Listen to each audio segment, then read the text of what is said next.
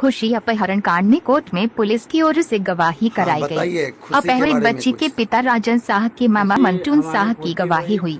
न्यायिक दंडाधिकारी के कोर्ट में इस कांड में जेल में बंद मोतिहारी के चकिया निवासी अमन कुमार के खिलाफ ट्रायल चल रहा है। इससे पहले रीता देवी और रागिनी देवी की गवाही हो चुकी है। ब्रह्मपुरा के पमरिया टोला से राजन साह की 6 साल की पुत्री खुशी कुमारी का अपहरण बीते साल 16 फरवरी की रात हो गया था। इसमें परिजनों के बयान के आधार पर पुलिस ने चकिया के अमन कुमार को गिरफ्तार कर न्यायिक हिरासत में जेल भेजा था। अमन पर पुलिस ने बीते साल 30 अप्रैल को चार्जशीट दायर की थी। इसके आधार पर कोर्ट में ट्रायल चल रहा है। राजन साह की ओर से वकील पूजा पांडे पक्ष रख रही हैं। गवाह ने बताया है कि 16 फरवरी की रात 8 बजे सरस्वती पूजा के पंडाल में खुशी खेल रही थी। इसके बाद वह गायब हो गई। काफी खोजबीन की गई, लेकिन वो नहीं मिली। केस की जांच के लिए हाईकोर्ट के आदेश पर गठित एसआईटी बच्चा चोर गिरोह पर दबिश डाल रही है।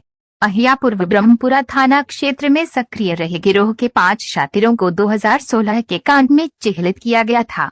इनके ठिकाने पर छापेमारी की गई। 28 जून को इसकी हियरिंग हुई थी, जिसमें हाईकोर्ट ने ऐसा डायरेक्शन दिया था सिटी डीएसपी और एसएसपी को। उस दिन सिटी डीएसपी वहाँ पे फिजिकल प्रेजेंट भी हुए थे। उनसे पूछताछ की गई थी इस केस के रिगार्डिंग कि हाँ अब तक इस केस में उन्होंने कितना इन्वेस्टिगेशन किया क्या नहीं किया, उनसे पूछा गया।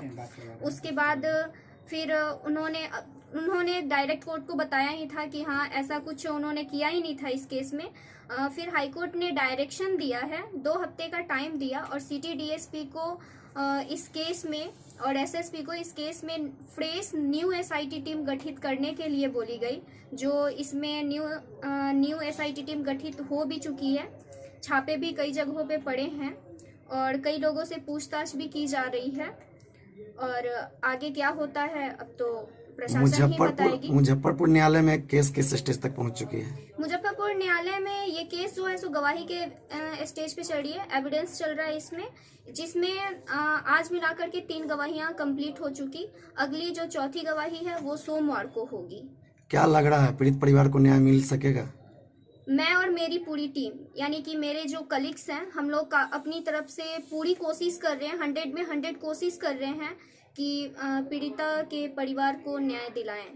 इसमें क्या किया जा सकता है कि जिससे कि लड़की बरामद हो जाए? खुशी अब तो इसमें एसआईटी टीम लगी हुई ही है। देखिए कि प्रशासन क्या करता है। अब तो जो करना है प्रशासन को ही करना है। वो प्रशासन खुशी को ला पाती है कि ला पाने में कितनी सक्सेस हो रही है, कितनी नहीं हो रही है, वो तो उन्हें 2 हफ्ते का टाइम दिया गया है, उसी बीच पता चलेगा।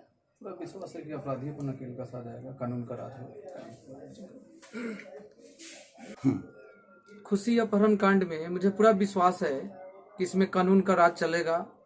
निश्चित रूप से अपहरण करने वाले जो गुंडा है, जो समाज का जो कलंक जो है, निश्चित रूप से यहाँ का जिला प्रशासन, मुजफ्फरपुर जिला प्रशासन जो है उस पर कड़ी से कड़ी कार्रवाई करेगी।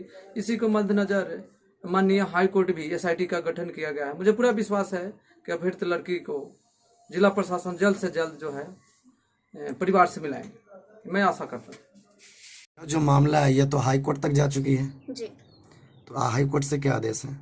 हाईकोर्ट में 28/6/2022 को इसकी हियरिंग हुई थी, जिसमें हाईकोर्ट ने ये डायरेक्शन दिया है सिटी डीएसपी को और एसएसपी को कि इस केस में एक फ्रेश एसआईटी गठित की जाए। जो एसआईटी गठित भी हुई है और इस केस के नए आईओ जो हैं वो इंस्पेक्टर को बनाया गया है और इस केस में लगातार काफ़ी अच्छी तरह से रेड चल रहा है।